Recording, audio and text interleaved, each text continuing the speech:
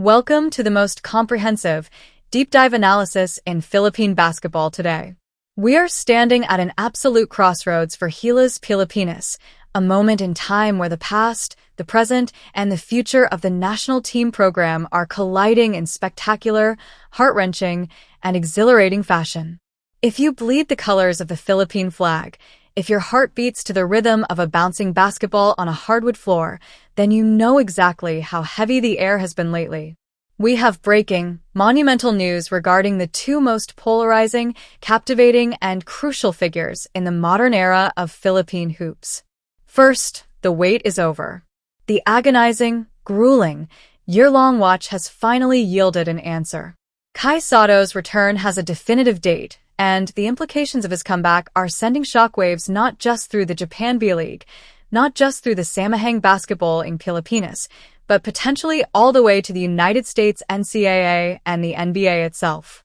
And secondly, as we unpack the emotional roller coaster that was the recent window 2 of the FIBA World Cup 2027 Asian qualifiers, one burning, undeniable question emerged from the ashes of a heartbreaking 69-66 loss against New Zealand. Is Juan Gomez De Liaño showing for Gilas Pilipinas enough to cement his legacy as the point guard of the future? Let us set the stage for you because the context here is absolutely vital. For the last 12 months, the Philippine basketball community has been holding its collective breath. Back in January of 2025, time seemingly stood still when our 7'3" unicorn, the undeniable anchor of the Gilas Pilipinas frontline, crumbled to the floor holding his left knee during a game for the Kashigaya Alphas against the Seahorses Makawa. An anterior cruciate ligament tear. 3 words that strike absolute terror into the hearts of basketball fans, but especially when applied to a player of Sotto's unprecedented size, unique skill set, and monumental national importance. For a year, we have subsisted on breadcrumbs of information. Vague Instagram posts, short video clips of non-contact shooting drills, and the ever-optimistic but understandably guarded statements from Gilas head coach Tim Cone. But today, the shadow of doubt lifts. Sotto has officially been removed from the Kashigaya Alphas injury list. He has boldly declared his return, posting Year 5. I'm back. Come back here. We finally have the timeline, we finally have the clearance, and more importantly, we have the tantalizing prospect of what a fully healed, evolved Sotto looks like as he reportedly reevaluates his NBA dream, potentially through an unprecedented route via the US NCAA Division I. But as we celebrate the return of our prodigal son in the paint, we must simultaneously confront the reality of the perimeter. While was rehabbing, Gilas had to go to war. Window 2 of the Asian qualifiers brought New Zealand and Australia to the Mall of Asia arena, right into our backyard.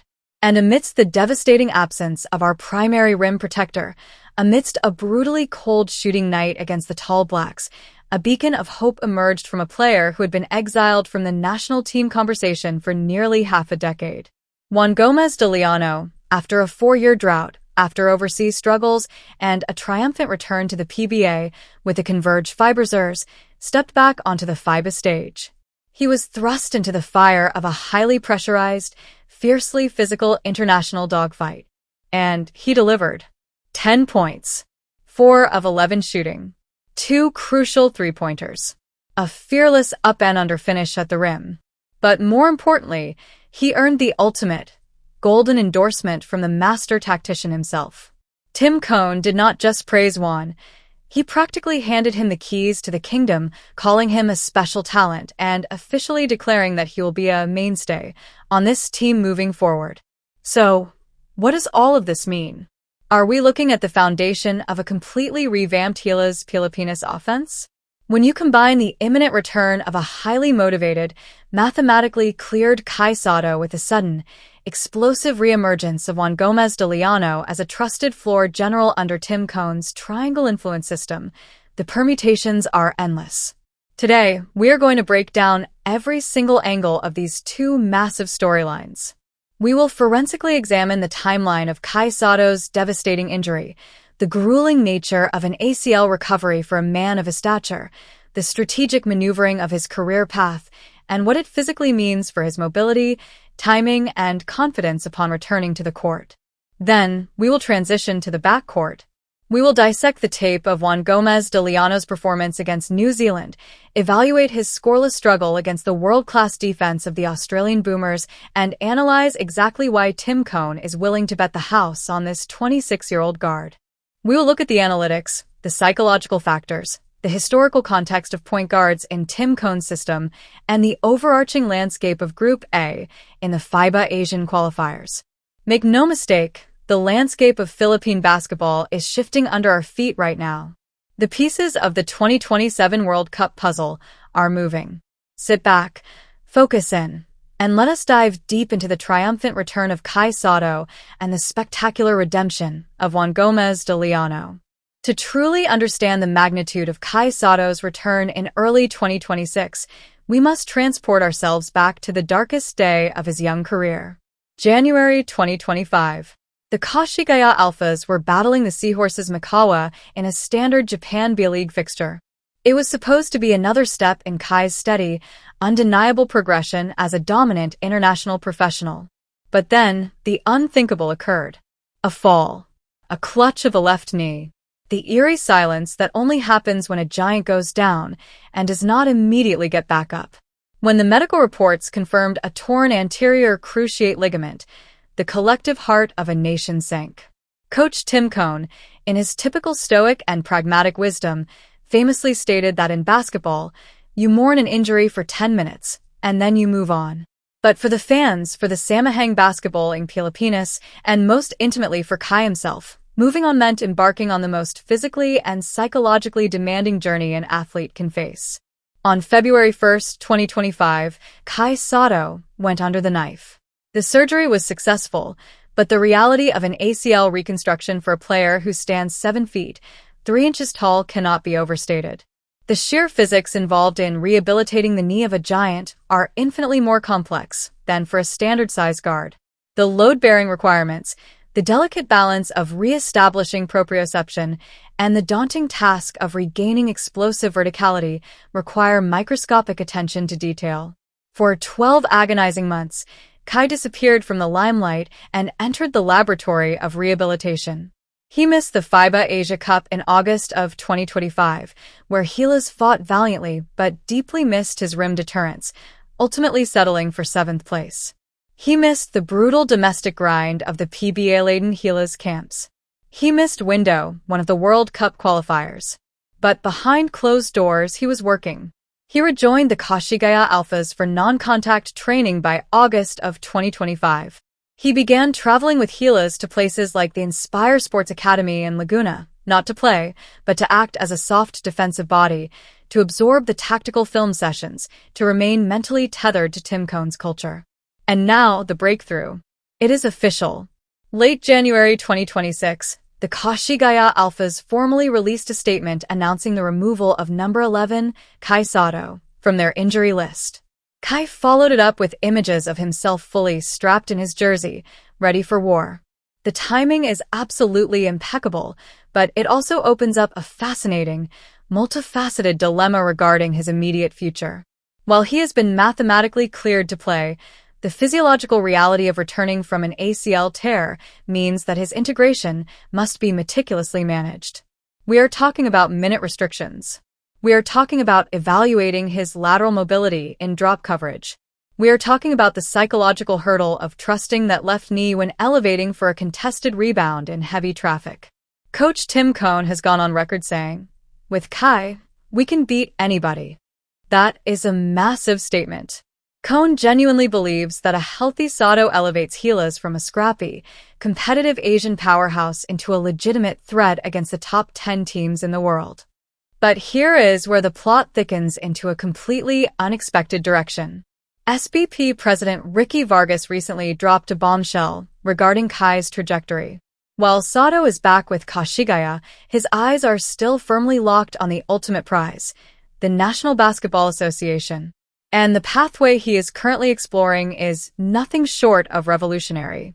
Because of recent changes in the United States NCAA eligibility rules regarding professional players, Kai Sotto is reportedly considering a leap into U.S. NCAA Division I basketball.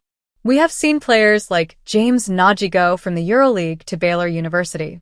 If Kai takes this route after the B-League season concludes, he would immerse himself in the highly scouted, ferociously competitive environment of American college basketball. This would provide NBA executives with exact apples-to-apples scouting tape they have been craving. However, this dream path comes with a severe national cost. If Kai enters the NCAA, he will likely be unavailable for Gilas Pilipinas from November all the way to March. This means he would miss critical windows of the FIBA World Cup qualifiers.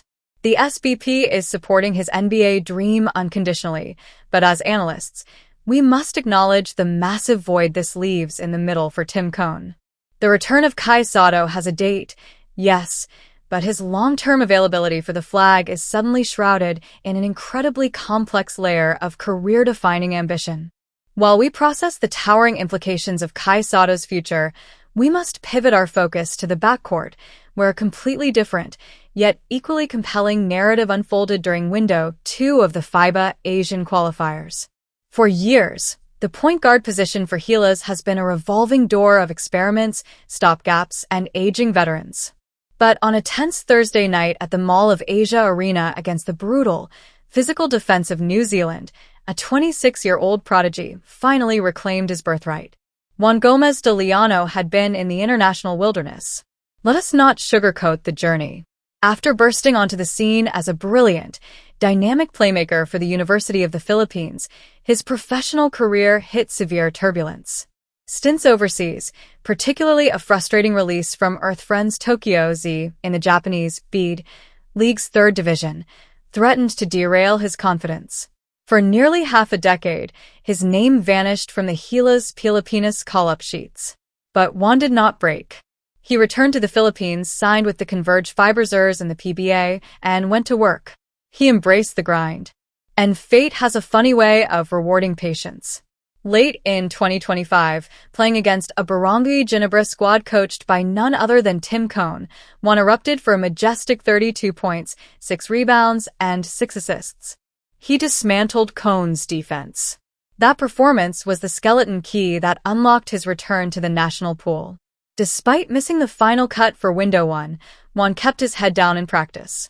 And when Window 2 arrived, bringing the terrifying prospect of facing New Zealand and Australia, Cone did not hesitate. He threw Juan into the fire. Against the Tall Blacks, Gilas found themselves in a grueling, low-scoring, defensive mud wrestle. The team shot poorly. Justin Brownlee, usually our invincible superhero, was held to a shocking 4 points. The offense was stagnant. And yet, there was Juan Gomez De Liaño, subbing in for CJ Perez in the first quarter and immediately injecting life into the arena. He hit a fearless up-and-under layup. He knocked down 2 massive three-pointers. He orchestrated the pick-and-roll with a maturity we had never seen from him on this stage. In just under 15 minutes of action, Juan poured in 10 points on 4 of 11 shooting. When Gilas mounted a furious fourth-quarter comeback, erasing an 11-point deficit to knock on the door, Juan was right there, burying a heart-stopping triple to cut the lead to 2. Yes, he missed a half-court heave at the buzzer that would have forced overtime in that 69-66 loss. But the statistics only tell a fraction of the story. The real story was told in the post-game press conference. Tim Cone, a coach notoriously stingy with his praise, a coach who demands absolute perfection and high IQ execution from his point guards, delivered a monologue that effectively changed Juan's career trajectory forever. Cone explicitly stated that Juan was arguably the best player in their entire preparation camp. He emphasized that this was Juan's first game back in front of a massive, pressure-cooker home crowd. And then came the definitive statement. He's going to be a mainstay on this team. He's a special talent. Is Juan showing enough to be the answer for Gilas? Let us break down exactly what Tim Cone sees. Cone's system relies on guards who can read the floor at an elite level, who can operate in the pick and roll without getting sped up, and who pose a legitimate perimeter shooting threat to keep defenses honest. Juan brings a distinctly modern, left-handed cadence to the offense. He has the size to absorb contact, the handles to navigate FIBA-level perimeter pressure, and a refined shooting stroke. However, we must remain objective in our analysis. The redemption arc hit a speed bump just days later. Against the world-class, defensively suffocating Australian boomers, Juan was brought back down to earth. In an 11-minute stint during that 93-66 blowout loss, he went completely scoreless, missing all 4 of his field goal attempts, though he did grab 4 rebounds and dish out 2 assists. Australia's elite scouting report and sheer physical length blanketed him. Juan himself admitted that the Boomers prepared perfectly to neutralize his tendencies. This is the reality of international basketball. You cannot survive on talent alone. You must constantly adapt. But the fact that he recognized the tactical adjustment of the Australian defense shows his newfound maturity. The scoreless game against Australia does not invalidate his brilliance against New Zealand. Rather, it provides him with the exact developmental film he needs to evolve. So, when we ask, is Juan showing enough? The answer from the coaching staff is a resounding, undeniable yes. The raw materials are there. The offensive fearlessness is there. And most importantly, the trust of Tim Cone is there. Gilas Pilipinas is not looking for a finished product right now. They're looking for a foundational piece to groom for the 2027 World Cup. Juan Gomez De Liaño has proven that he possesses the mettle to stand under the brightest lights, absorb the pressure, and execute. As we pull back and look at the massive mosaic of Philippine basketball in early 2026, the picture is incredibly clear, even if the path forward remains fraught with challenges. We are witnessing the simultaneous rebirth of our interior foundation and our perimeter conductor. The confirmed return of Sotto from a catastrophic ACL tear is a triumph of modern sports medicine, personal resilience, and unwavering dedication. As he steps back onto the hardwood for the Kashigaya Alphas, every jump, every pivot, and every blocked shot will be heavily scrutinized. But the mere fact that he is back, that the calendar has finally turned in his favor, provides an immeasurable psychological boost to the entire Gilas Pilipinas program. Whether he remains in Japan, dominates the Asian qualifiers, or takes the unprecedented, daring leap into the US NCAA to chase his NBA destiny, Sotto remains the gravitational center of our basketball universe. Tim Cone knows it, the fans know it, and the world knows it. Simultaneously, the reemergence of Juan Gomez De Liaño provides a crucial, missing piece to the tactical puzzle. The 4-year wait is over.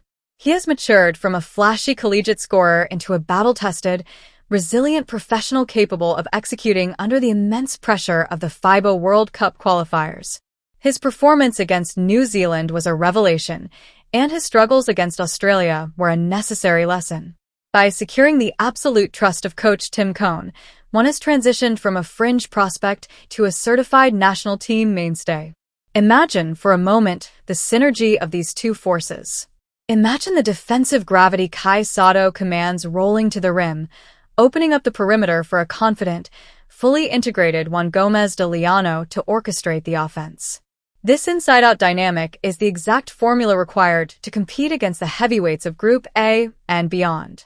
The losses to New Zealand and Australia sting deeply. They expose our current limitations without our full roster, but they also forge the character of the players who stood in the fire.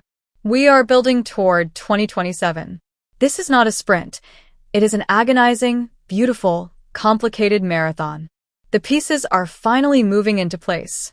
The giant is awake, and the floor general has returned. Thank you for joining me on this extensive deep dive into the state of Gilas Pilipinas. We have covered the medical, tactical, and emotional realities of both Sotto and Juan Gomez De Liaño. The future is unwritten, but it has never looked more intriguing.